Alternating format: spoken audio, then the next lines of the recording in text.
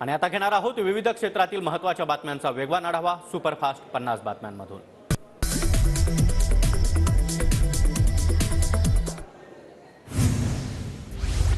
अर्थसंकल्पातून आयकरदात्यांना कोणताही दिलासा नाही। आयकर जैसा थेच राहणार।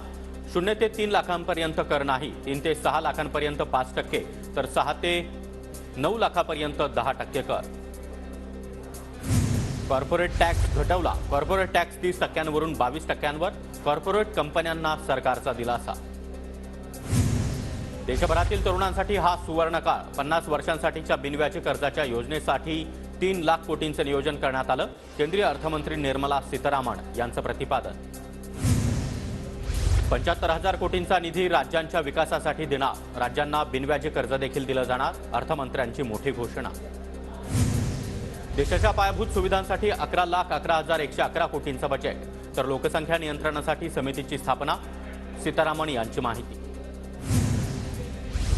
सरकारनं 7 IIT, IIM आणि 3,000 ITI सुरू केले, तर देशभरामध्ये 390 ठिकाणी विद्यापीठं उभं राहिली। तर येणाऱ्या काळामध्ये 15 नवे एम्स रुग्णालय सुरू करणार। अर्थमंत्री निर्मला सीतारामन यांची घोषणा। येत्या 5 वर्षामध्ये 2 कोटी घरं आणि 300 युनिट मोफत वीज, तर 1 कोटी घरांना सौर ऊर्जेतून वीज मिळणार। अर्थमंत्र्यांची मोठी घोषणा। 40,000 रेल्वेचे कोच वंदे भारतमध्ये बदलणार, तर छोट्या शहरांमध्ये मेट्रो सेवेचा विस्तार करणार। अर्थमंत्री निर्मला सीतारामन यांची माहिती।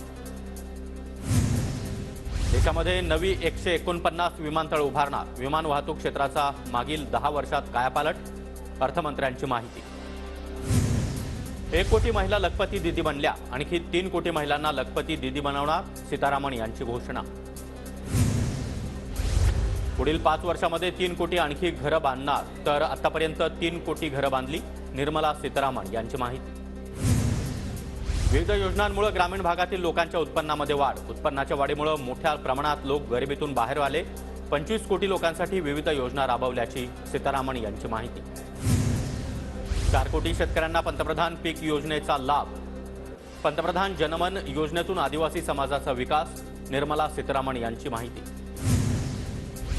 शेतकऱ्यांचा माल टिकावा यासाठी गोदामांची अधिकाधिक व्यवस्था करणार। देशामध्ये लवकरच आत्मनिर्भर तेलबिया अभियान राबवलं जाणार। कृषी क्षेत्रामध्ये 55 लाख नवीन रोजगार निर्मिती करण्याचा संकल्प। कृषी क्षेत्राला अधिक पुढे नेण्यासाठी नवीन योजना राबवणार। अर्थमंत्र्यांची घोषणा।